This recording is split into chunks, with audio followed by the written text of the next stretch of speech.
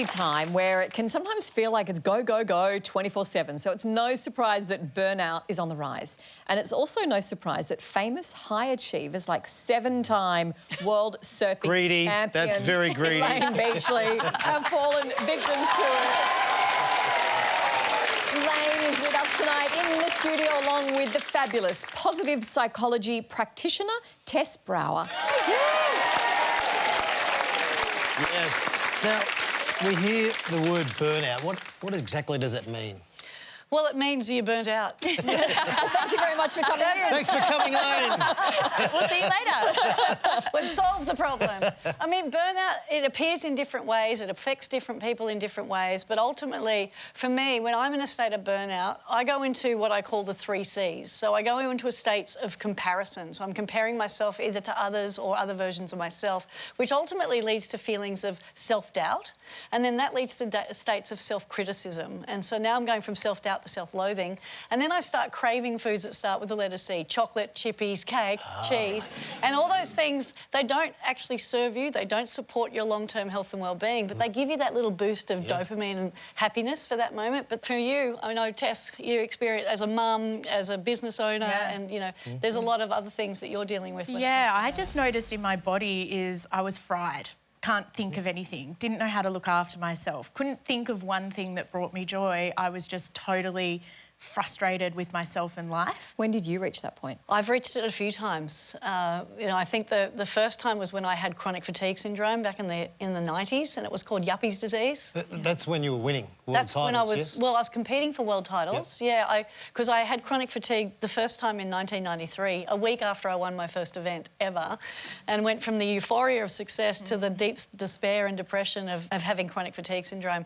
And I understood that, you know, my body was crying for help, but I wasn't listening. And one of the things that we share is we say that the body whispers before it screams. You, as a brilliant professional athlete, did you get burnout? Thank you. That's very nice. No, in the middle of my AFL career, I physically burnt myself out, and then mentally I had no idea. And I'm old school, I think. It's like, get on with it, toughen up, harden up. But I took time out just to go, hey, I need to get back on track here. And I wasn't really sure how to do that, but I went overseas for the start of pre-season and just went away with my friends for a couple of months. I was I'm lucky. sure the coaches were thrilled. No, they were right behind it because they knew that, oh, hang on, you know, you push yourself over the breaking point. Yes. And then I came back and then everything was back on track. When you've got to keep working and you've got to keep looking after the kids and you've got to keep turning up for everybody in your life, how do you then manage it? What do you do to get better? Have a look at your life, do a life audit and see where time and energy is leaking from your life. We need to schedule time for things that we love to do, but we need to know what we love to do. Now, for me, surfing is me time. That's what I love to do. And you do that daily. Like, so 7 times and world champion. I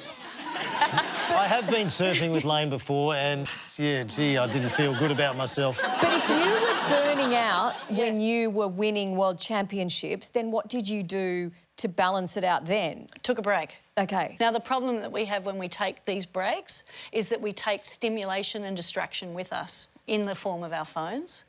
And the minute that pings or vibrates or calls, your cortisol, your adrenaline, your stress response is activated. Tess is nodding. Yeah, I am nodding because I do. Like, it's worse if you go away for a weekend and you say, oh, just keep on top of things. Oh, yeah.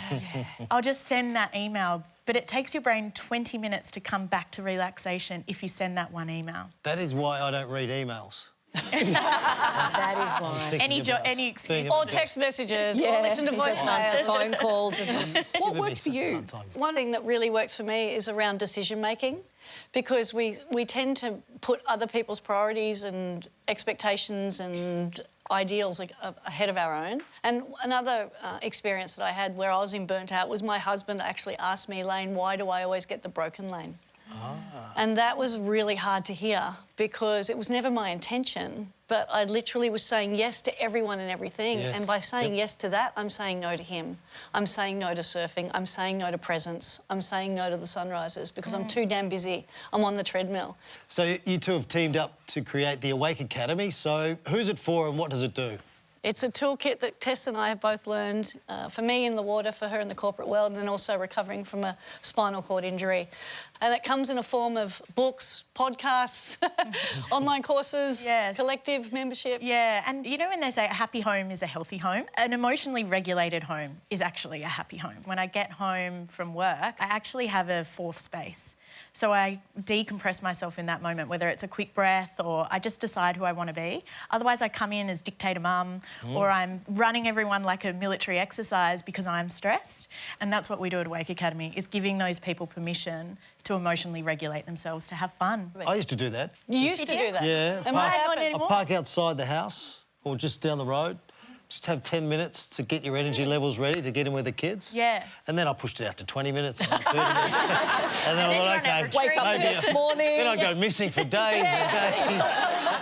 And I don't want to get too personal, but I had dinner one night with Layne and her husband, who was in a band. What was the band called? I can't remember what it was In called. Excess or In something like Excess, that? yeah, what it was. And the next thing, I was up singing an In Excess song Oh, no. Yeah. with her husband. Oh, no. And I thought I absolutely nailed it. He had the time of his life, and then you said the next day he what? He just didn't remember that. He didn't remember it.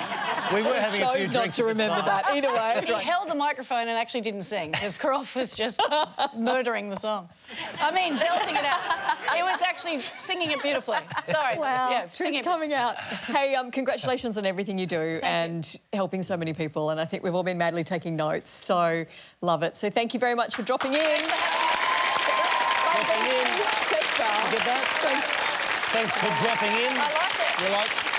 After the break, crash test, Crawford tries darts. Will I finally get my first win?